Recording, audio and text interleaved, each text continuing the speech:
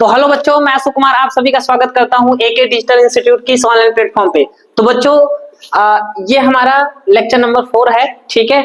और अगर इसके पहले वाला वीडियो आप नहीं देखे हो, यानी लेक्चर नंबर 3 नहीं देखे हो, 2 नहीं देखे हो, 1 नहीं देखे हो, तो सबसे पहले जाकर उस वीडियो को देख लीजिए, तब ये आपका लेक्चर नंबर 4 बहुत अच्छे से आपको समझ में आएगा बच्चों ना। ठीक है, तो देखिए इसमें हम क्या पढ़ने वाले हैं, वही हमारा जो चैप्टर चल रहा था वास्तविक संख्या, यानी चैप्टर 1 प्रश्नावली 1.2 का हम पढ़ेंगे परिचय और साथ में उसका उदाहरण लगाएंगे। ठीक है, देखो परिचय का मतलब क्या कि आखिर इस एक्सरसाइज में क्या क्या चीजें चलेंगी वो पहले ही हम डिस्कस कर लेंगे, पहले ही सारी चीज मतलब भविष्यवाणी करेंगे हम लोग। ठीक है, कि आखिर अंदर क्या होने वाला है हम पहले ही बता देंगे आप लोग को ना। तो चलिए देखते हैं।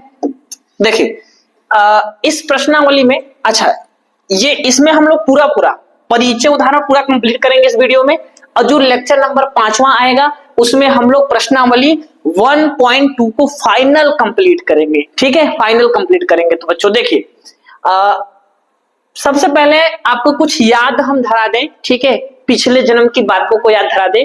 तो पिछले जन्म में मतलब कक्षा 9 में आपने एक बात पढ़ा होगा, क्या, परिमेय संख्याओं का पुनर्भ्रमण। पुनर्भ्रमण का मतलब होता क्या है बच्चों कि एक बार पुनः हम परिमेय संख्याओं के अपरिमेय संख्याओं के बारे में ध्यान से समझते हैं। अच्छा एक बात समझिए, हमने क्लास 9th में, क्लास 8 में, 7th में हमने सारी बातों पढ़ा था कि परिमेय संख्या क्या होता है और अपरिमेय संख्या क्या होता है। तो आपने पढ़ा होगा कि परिमेय संख्या का मतलब ऐसी संख्या है जिन्हें हम p बटा q के रूप में लिख सकते हैं, उसे हम परिमेय संख्या कहते हैं, और जिन्हें हम p बटा q के रूप में नहीं लिख सकते हैं उसे हम लोग क्या बोलते हैं बच्चों, अपरिमेय संख्या कहते हैं। ठीक है, तो देखो ध्यान समझो, यहाँ पे बात अपरिमेय संख्या की चल रही है। अपरिमेय संख्या का मतलब होता है ऐसी संख्याएं जिन्हें हम p बटा q के रूप में नहीं लिख सकते। तो इस एक्सरसाइज में हम दो तरीके के अपरिमेय संख्याओं के बारे में अध्ययन करेंगे। ठीक है, क्या, एक तो सिंगल वाला, सिंगल मतलब जैसे आ जाए करड़ी में 2, करड़ी में 3, करड़ी में 5, करड़ी में 7, कुछ इस प्रकार से ऐसे। और दूसरी चीज क्या हम लोग पढ़ेंगे कि जैसे मान लीजिए 2 प्लस करड़ी में 2 ना, मतलब परिमेय संख्या और अपरिमेय संख्या का कॉम्बिनेशन आ जाए, या आ सकता है 3 माइनस 2 करड़ी में 5 ये आ जाए। ठीक है, या हो सकता है 1 बटा में करड़ी में 7 ना, मतलब ऐसे बहुत सारे। तो इस एक्सरसाइज में आखिर हमें तो ये पता है ना कि ये अपरिमेय संख्या है, हमें मालूम है ना कि अपरिमेय संख्या होता है। तो इस प्रश्नावली में हमें वही सिद्ध करना है कि भाई अगर ये अपरिमेय संख्या है तो सिद्ध करके दिखाइए कि अपरिमेय संख्या है। यही हमें पढ़ना है इस प्रश्नावली में, और बहुत इजी प्रश्नावली है। थोड़ा सा याद रखिएगा कि कुछ हिंदी लिखना है तो उस हिंदी को बस आप याद कर लो, आराम से हर एक प्रश्न में अप्लाई करना चालू कर दो। ठीक है, तो देखो अपरिमेय संख्या दो टाइप के आपको यहाँ मिलेंगे। एक तो कह देगा सिंपल सा करड़ी में 2 एक अपरिमेय संख्या है, सिद्ध कीजिए करड़ी में 2 एक अपरिमेय संख्या है, सिद्ध कीजिए करड़ी में 3 एक अपरिमेय संख्या है, सिद्ध करिए करड़ी में 5 एक अपरिमेय संख्या। या इसको ऐसे पूछे कि 2 प्लस करड़ी में 2 एक अपरिमेय संख्या है, तो यानी किसी भी प्रकार से क्वेश्चन पूछ सकता है, लेकिन दो ही वैरायटी के।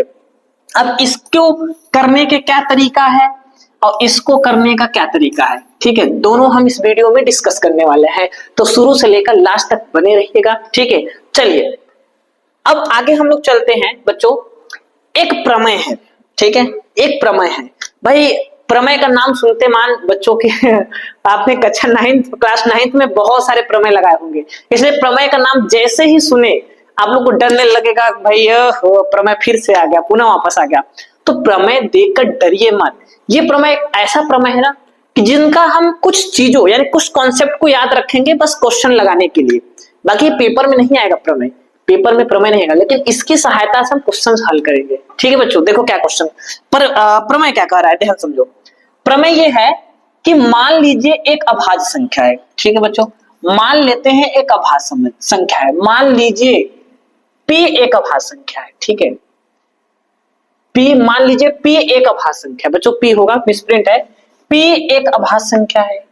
यदि p a स्क्वायर को विभाजित करता है या करती है तो p a को भी विभाजित करेगी जहां एक धनात्मक पूर्णांक है। बच्चों देखो कह क्या रहा है, कहने का मतलब क्या है, कह रहा है ना कि p एक अभाज्य संख्या है। अभाज्य संख्या का मतलब आपको बच्चों बताया है ना कि जो स्वयं से ही कटे, किसी अन्य संख्या से न कटे, उन्हें हम अभाज्य संख्या बोलते हैं।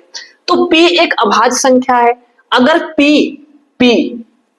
किसी संख्या के वर्ग को विभाजित कर रहा है तो वह p जो है मतलब अभाज्य संख्या जो है उस संख्या को भी क्या करेगा, विभाजित करेगा। इसका क्या मतलब, जैसे p जो है ना a स्क्वायर को क्या करता है, विभाजित करता है, विभाजित करता है। अगर p जो है वो a स्क्वायर को विभाजित करता है तो p जो है, ठीक है बच्चों, जो p है वो a को भी क्या करेगा, विभाजित करेगा, विभाजित करेगा। कहने का मतलब अगर ऐसी p कैसा लेना है, अभाज्य संख्या लेना है, और a क्या लेना है, जहां p क्या है, जहां p जो है वो अभाज्य संख्या है, अभाज्य संख्या है, मतलब p जो हमें लेना है वो अभाज्य संख्या में से लेना है। लेकिन जो a है ना वो क्या लेना है, धनात्मक संख्या, धनात्मक संख्या। धनात्मक संख्या का मतलब कोई भी संख्या ले लेते हैं। अब मान लीजिए कुछ एग्जाम्पल ले लेते हैं, एग्जाम्पल लेंगे बच्चों तभी आपको समझ में आएगा। मान लीजिए a आपका 10, ठीक है 10, और p आपका क्या है, मान लीजिए आपका 5 है, ठीक है।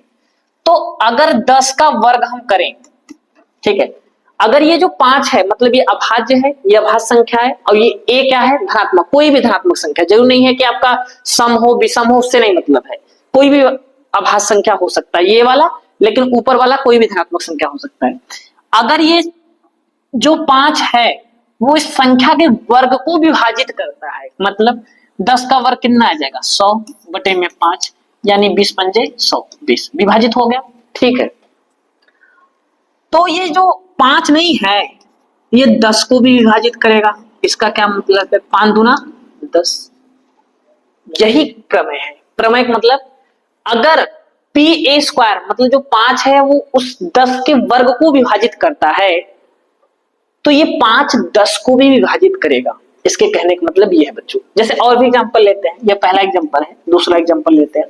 जैसे मान लीजिए हमने लिया क्या कहते हैं 25, 5 लेते हैं, 5 का वर्ग, अरे 5 का मतलब बच्चों 4 ले लो, ठीक है 4 ले लो। अगर संख्या 4 जो है इसका वर्ग 2 से विभाजित है, 2 क्या है, अभाज्य संख्या, ये संख्या कोई भी धनात्मक संख्या हो सकती है। 4 का वर्ग कितना हो जाएगा, 16 बटे में 2, यानी काट देंगे कितना आ गया 8। तो अगर 4 के वर्ग को ये 2 विभाजित करता है तो ये 4 को भी क्या करेगा, 2 विभाजित करेगा, ठीक है। इसका कॉन्सेप्ट ये है। तो ये याद रखिएगा कि अगर किसी संख्या का वर्ग जो है वर्ग को p विभाजित करता है तो वो संख्या को भी विभाजित करेगा, इतना मान के चलेगा। यही प्रमेय है, छोटा सा प्रमेय। चलिए क्वेश्चन में लगाएंगे तो आपको समझ में आ जाएगा, तब से स्क्रीनशॉट ले लीजिए। चलिए चलते हैं, ठीक है। अब देखो एक क्वेश्चन पेपर में आपका मतलब बुक में एक प्रमेय का नाम दिया है, हालांकि ये प्रमेय नहीं है, ठीक है, ये प्रमेय नहीं है, एक प्रकार का क्वेश्चन ही है। पेपर में क्वेश्चन कह के आ जाता है ना, तो मैंने 2 वैरायटी क्वेश्चन बताया ना, तो एक सिंगल सिंगल वाले आ जाएंगे और एक दोनों साथ में यानी परिमेय अपरिमेय संख्या को कॉम्बिनेशन करके आ जाएगा, तब हम उसको कैसे लगाएंगे, ठीक है। ध्यान समझिए बात को।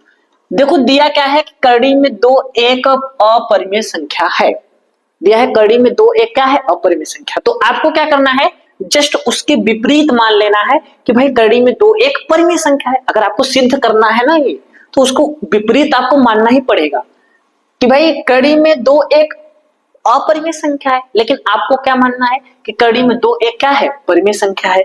तो हम यहां मान लेते हैं कि माना कड़ी में 2 एक परिमेय संख्या है,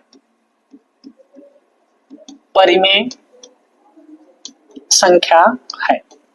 अच्छा बच्चों, जब ये परिमेय संख्या है, ठीक है, जब ये परिमेय संख्या है तो इन्हें हम p बटा q के रूप में लिख सकते हैं।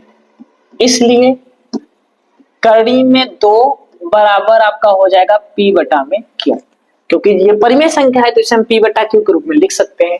जहां p व q है क्या, जहां p व q क्या है, सभाज्य संख्या है, सभाज्य संख्या है। सभाज्य संख्या का मतलब बच्चों कि जिनका एचसीएफ एक हो, मतलब दोनों संख्याओं में कुछ कॉमन ना हो तो उन्हें बोलते हैं सभाज्य संख्या। ठीक है, तो और क्यू का मान 0 ना हो। ठीक है, ये तो आपको मालूम है भाई, क्यू का मान 0 ना हो, ये बताने वाली चीज नहीं है। परिमेय संख्या छोटा सा कॉन्सेप्ट है परिमेय संख्या के, बटा के नीचे 0 नहीं आना चाहिए। ठीक है, तो सुनो, सभाज्य का मतलब होता है जिनका एचसीएफ एक हो। जैसे कोई एग्जांपल ले लेते हैं, जैसे में मान लीजिए 5 और 6, बताइए 5 और 6 में कुछ कॉमन है नहीं है, तो उसका एचसीएफ एक होगा। मान लीजिए 7 और 8 ले लीजिए, क्या इन दोनों में कुछ कॉमन है, कुछ मिल रहा है, नहीं मिल रहा है, तो उनका एचसीएफ क्या होगा, एक। तो एचसीएफ का मतलब सभाज्य संख्या का मतलब जिनमें कुछ कॉमन ना हो, ऐसी संख्या हम ले रहे हैं यहाँ पे पी व क्यू, ऐसी संख्या ले रहे हैं जिनमें कुछ कॉमन ना हो बच्चों, सिर्फ एक के अलावा कुछ कॉमन ना हो। ठीक है, ऐसी संख्या ले रहे हैं। अब जैसे सुनो, अब अगला स्टेप क्या है, दोनों पक्षों में वर्ग कर दो। क्या लिखेंगे आप, यहां आपको लिखना होगा दोनों पक्षों में वर्ग करने पर, दोनों पक्षों में वर्ग करने पर, वर्ग करने पर जब दोनों पक्षों में वर्ग करोगे तो ये कड़ी में 2 का स्क्वायर हो जाएगा, अब इधर हो जाएगा p बटे में q का स्क्वायर। स्क्वायर से कड़ी खत्म हो जाती है, बचपन में सिखाए थे आप लोग को।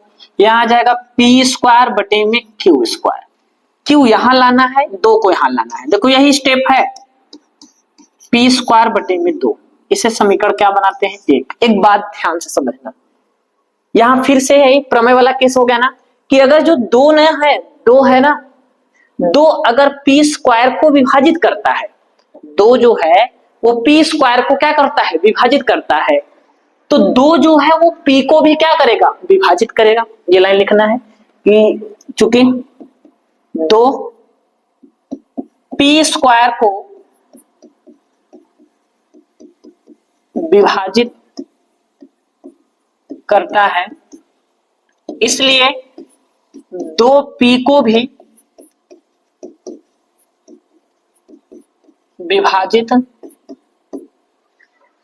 विभाजित रुक जाओ बच्चों,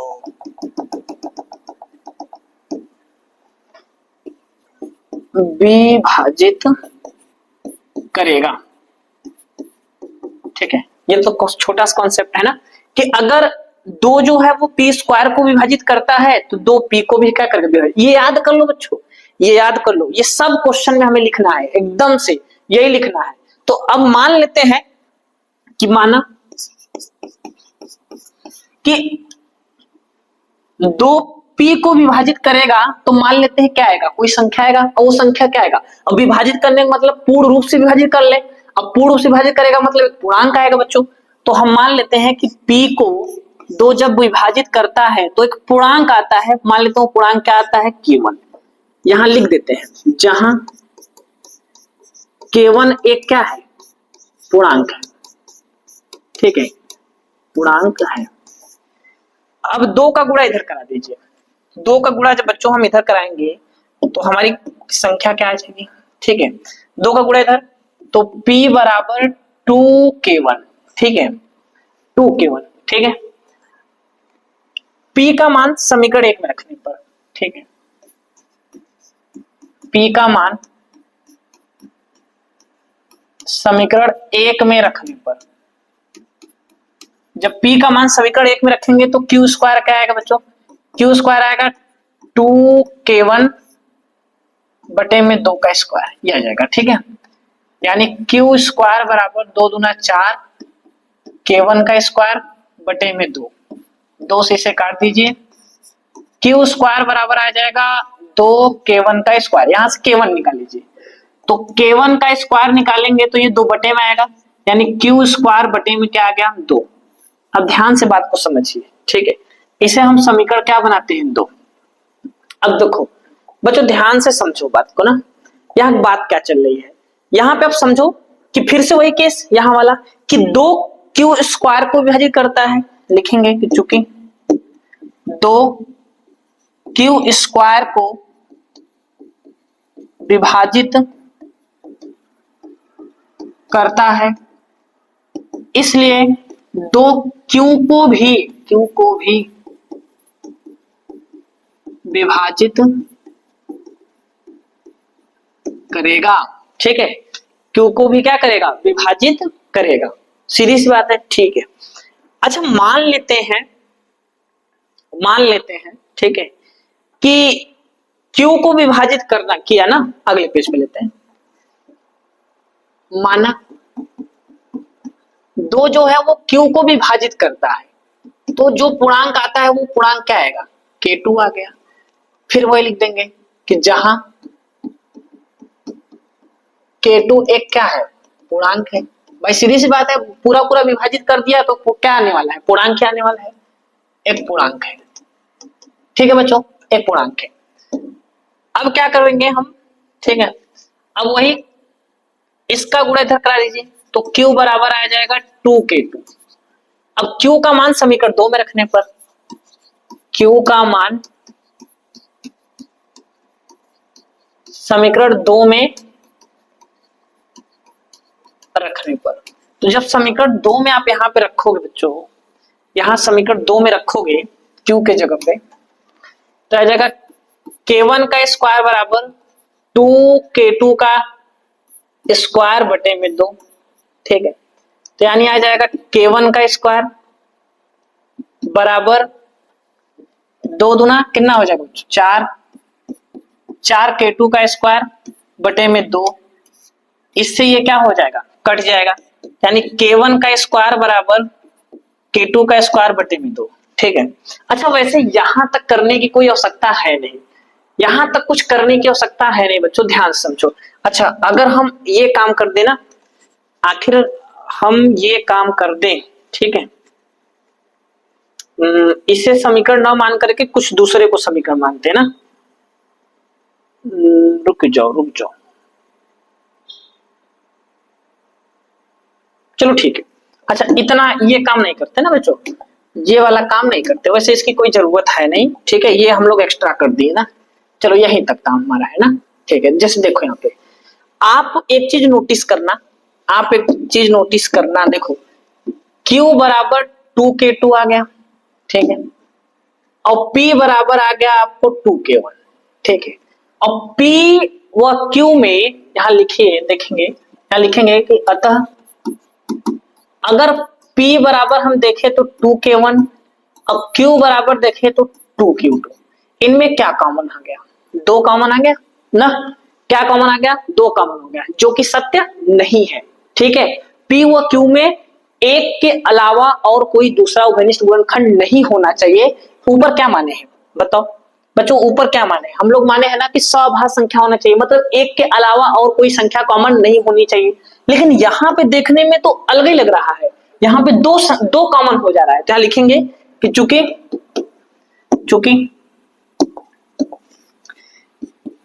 P और Q के अभाज्य गुणनखंड में, P और Q का अभाज्य गुणनखंड, या आप ऐसे लिख सकते हो P व Q का उभयनिष्ठ गुणनखंड क्या है, 2 है, परंतु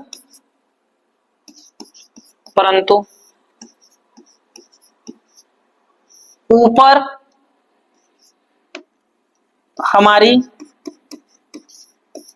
मानी गई कल्पना गलत है। ठीक है, यहाँ पे P और Q का उभयनिष्ठ गुणनखंड क्या आ गया, 2 आ गया, परंतु ऊपर हम जो माने हैं, ऊपर हम क्या माने हैं, ऊपर हम माने हैं कि HCF कितना होना चाहिए, HCF हमारा होना चाहिए, HCF हमारा होना चाहिए 1। ठीक है, परंतु HCF 1 होना चाहिए। ठीक है, यहाँ पे 1 नहीं है बच्चों, क्या आ गया, 2 आ गया। अतः ऊपर हमारी मानी गई कल्पना क्या है, गलत है, इसलिए कड़ी में दो एक क्या है, अपरिमेय संख्या है। इसलिए कड़ी में दो एक क्या है, अपरिमेय संख्या है। तो देख लो बच्चों, इसका स्क्रीनशॉट ले लो, ठीक है, इतना करना है।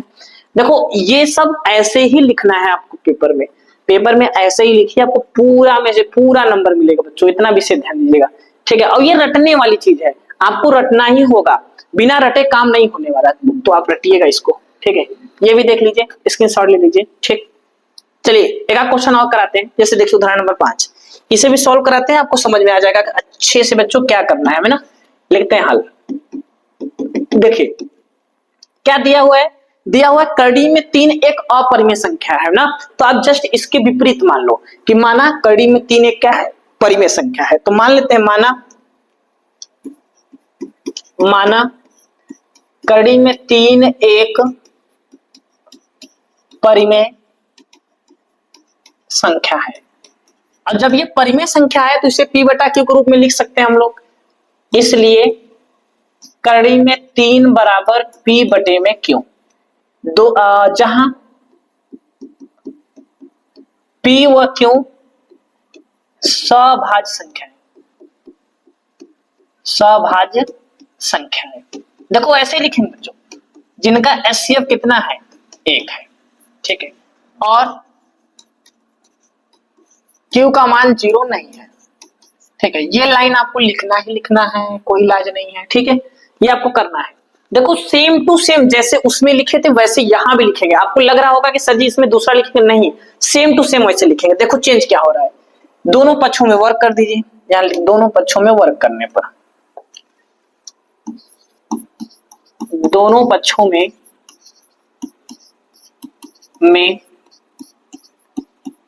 वर्ग करने पर, जब दोनों पक्षों में वर्ग करेंगे तो कड़ी में 3 का स्क्वायर क्या आ जाएगा, p बटा में q का स्क्वायर, ठीक है। स्क्वायर से कड़ी खत्म हो जाएगी यानी 3 आ जाएगा, यहाँ p स्क्वायर बटे में q स्क्वायर, ये यहाँ यानी q स्क्वायर बराबर p स्क्वायर बटे में 3, ठीक है बच्चों, 3 आ गया, ठीक है। अब ध्यान समझो, यहाँ पे क्या है कि आप देखो कि 3 जो है वो p स्क्वायर को विभाजित करता है, तो ये लिखना है कि चूंकि 3 p स्क्वायर को विभाजित करता है, इसलिए 3 p को भी क्या करेगा, p को भी विभाजित करेगा,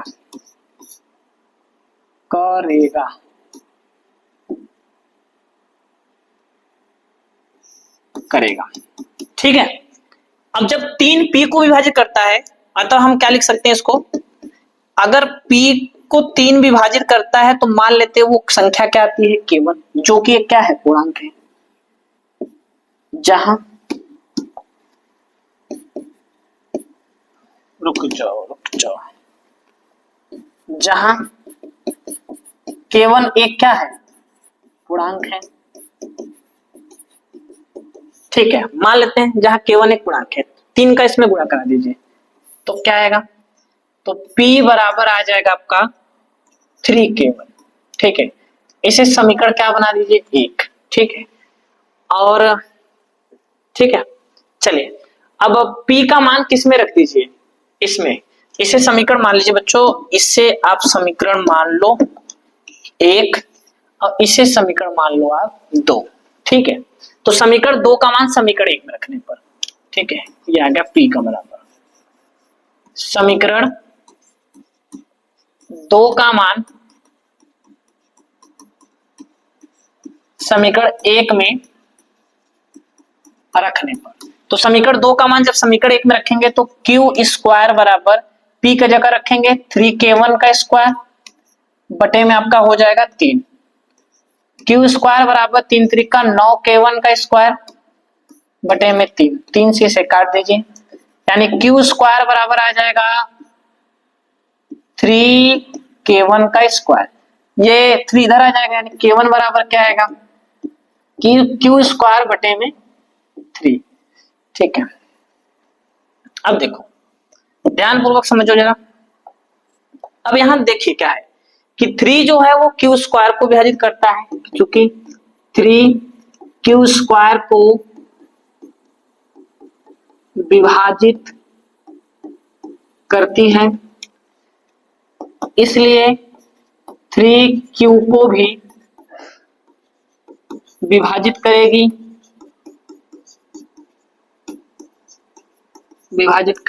ठीक है। तो अब हम इसके बाद क्या इधर लिखते हैं, ठीक है। मान लेते हैं 3 क्यू को विभाजित कर दिया, जो 3 है क्यू को विभाजित किया, मान लेते हैं वो संख्या क्या आया K2, जहां K2 क्या है, जहां K2 एक पूर्णांक है, ठीक है, जहां K2 एक क्या है पूर्णांक है। इसका गुणा इसमें कराइए तो Q बराबर आपका आ जाएगा 3K2, ठीक है। तो बच्चों ध्यान से बात को समझिए, ठीक है, ध्यान से बात को समझिए, ये आ गया। अब क्या करते हैं, इसे समीकरण मान लीजिए 3। अब समीकरण 2 और समीकरण 3 को देखिए, P व Q में कितने उभयनिष्ठ गुणनखंड है, यहां लिखेंगे कि समीकरण 2 और 3 से स्पष्ट है कि P और Q के 3 उभयनिष्ठ गुणनखंड है, 3 उभयनिष्ठ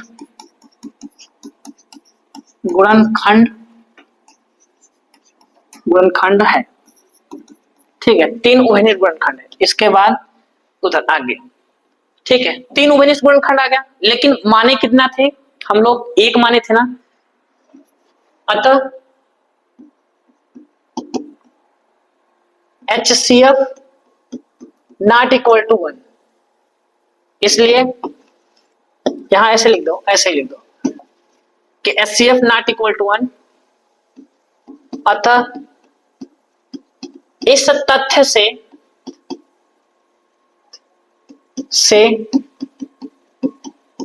विरोधाभास उत्पन्न हो रहा है, हाँ, ठीक है। अतः इस तथ्य से विरोधाभास मतलब उल्टा, हम वहां माने थे 1, दोनों में उभयनिष्ठ गुणनखंड माने थे 1, लेकिन यहां आ रहा है 3, तो विरोधाभास हो रहा है। इसलिए ऊपर हमारी मानी गई कल्पना गलत है, अतः करड़ी में 3 एक अपरिमेय संख्या है, ठीक है। अतः करड़ी में 3 एक क्या है, अपरिमेय संख्या है, ठीक है। तो देखो सारा चीज वही है, ठीक है, सारा चीज वही है। देखो P व Q में देखो क्या मिलेगा, 3 मिलेगा ना, इसलिए इसका उभयनिष्ठ गुणनखंड क्या हो गया, 3 हो गया, या इसलिए लिखे ना 3 उभयनिष्ठ गुणनखंड है, ठीक है।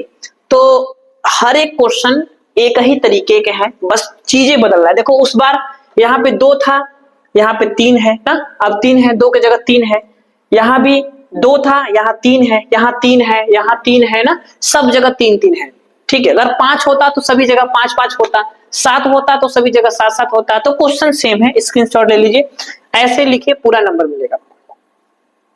चलिए अब आ जाइए दूसरे टाइप के क्वेश्चन, अभी कितना बचा हुआ है, अभी दूसरे टाइप का क्वेश्चन देख लेते हैं हम लोग, ठीक है। चलिए उदाहरण नंबर 6 तो देखते हैं। देखो ये दूसरे टाइप का क्वेश्चन है। दूसरे टाइप का मतलब बच्चों कि पहला टाइप, आप एक चीज याद रखिएगा, इसे आप होमवर्क में करिए, होमवर्क में दे दे रहा हूं कि करड़ी में 5 और करड़ी में 7 एक अपरिमेय संख्या है, एक अपरिमेय संख्या है, ठीक है। इसे आपको सिद्ध करना है,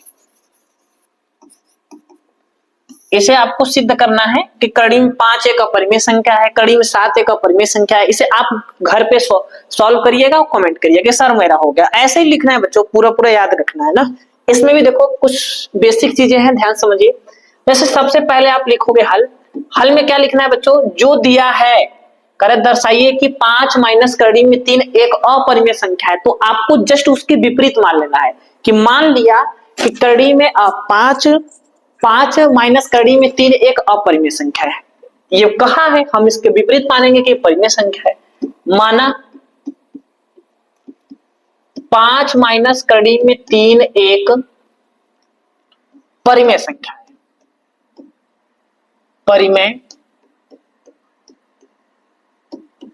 परिमेय संख्या है, ठीक है।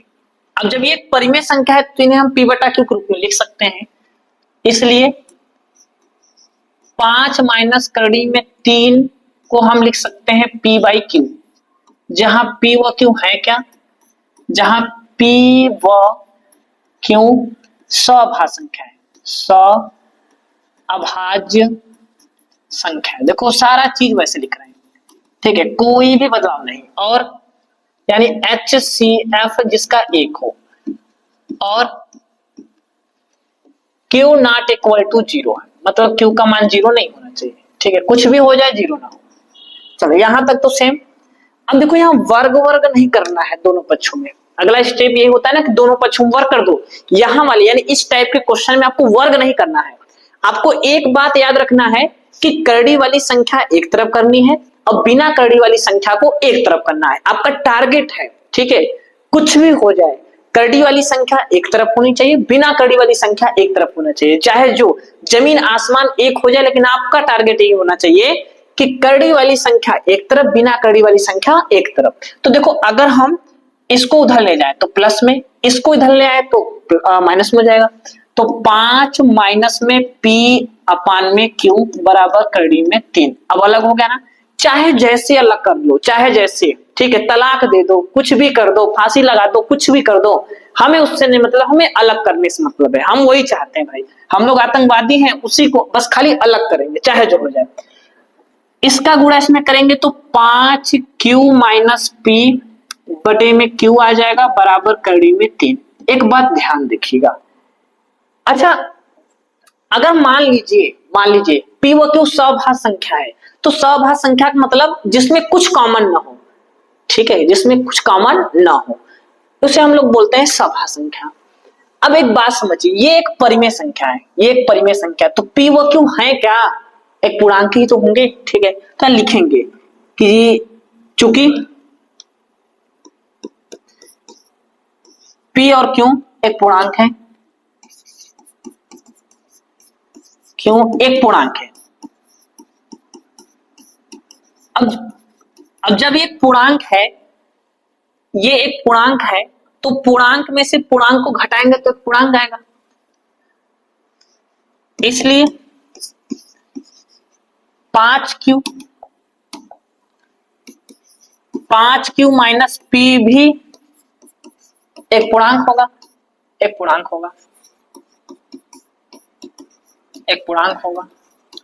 और जब ये एक पूर्णांक है तो ये क्या है, परिमेय संख्या, सीधी सी बात है।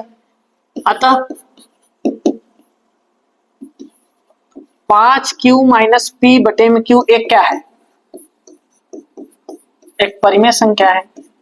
ये क्वेश्चन सरल होते हैं, इस टाइप क्वेश्चन सरल होते हैं, परिमेय संख्या होती, ठीक है, ये परिमेय संख्या। परंतु ये परिमेय संख्या अपरिमेय संख्या के बराबर नहीं हो सकता। परंतु 5Q माइनस P बटे में Q नॉट इक्वल टू करड़ी में 3। इसका क्या मतलब होता है, मैं लिख दे रहा हूं कि परिमेय संख्या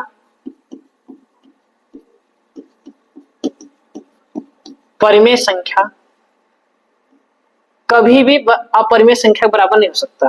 परिमेय संख्या कभी भी अपरिमेय संख्या के बराबर नहीं हो सकता। ठीक है, परिमेय संख्या के कभी भी बराबर नहीं हो सकता, इसका मतलब ये हो गया। ठीक है, परंतु यहां हम क्या माने थे कि पी व क्यू क्या है, पूर्णांक है। अब सिद्ध हो गया ना कि परिमेय संख्या के बराबर नहीं हो सकता। अतः इस तथ्य से विरोधाभास उत्पन्न हो रहा है और ऊपर हमारी मानी गई कल्पना गलत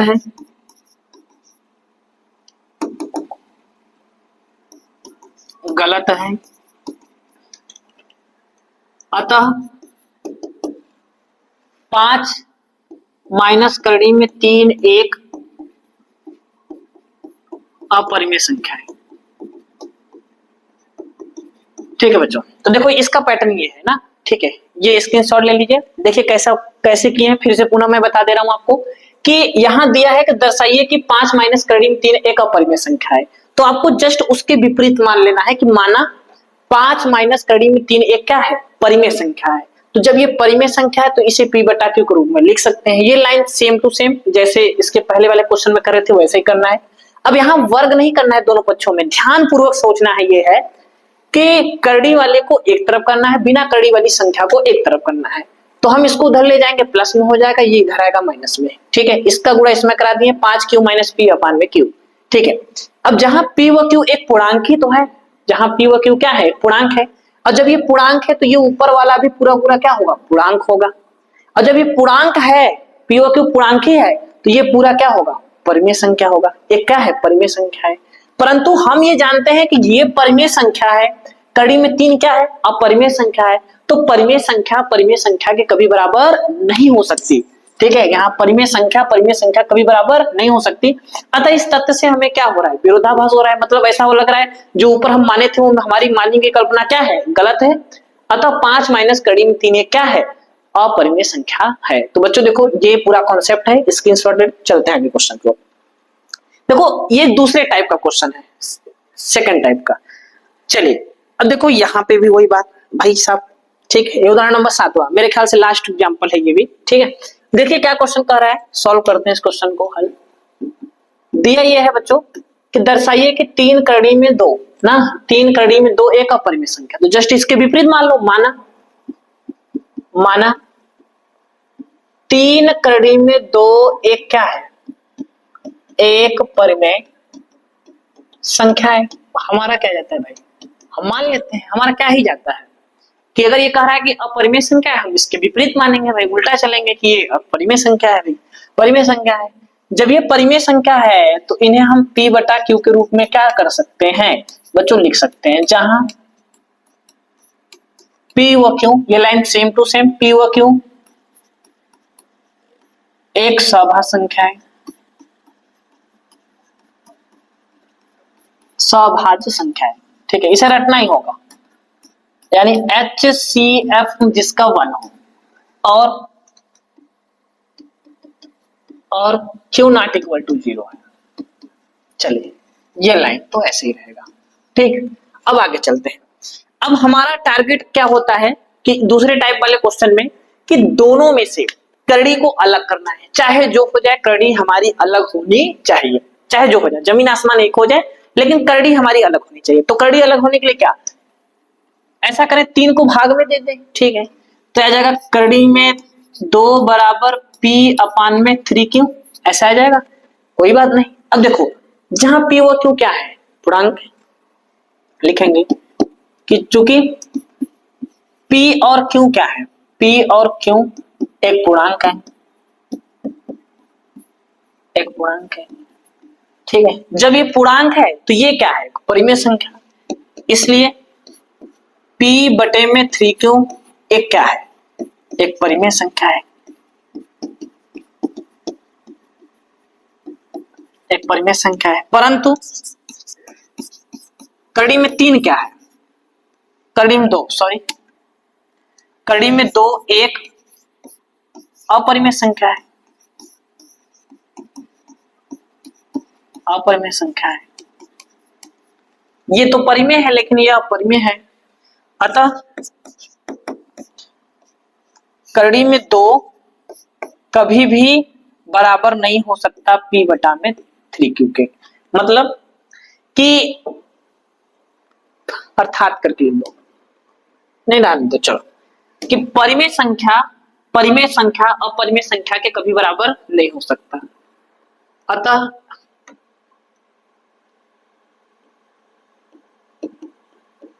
इस तथ्य से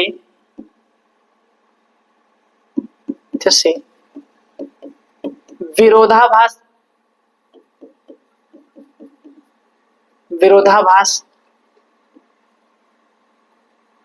उत्पन्न हो रहा है। इस तथ्य से क्या उत्पन्न हो रहा है? विरोधाभास। और ऊपर हमारी मानी गई कल्पना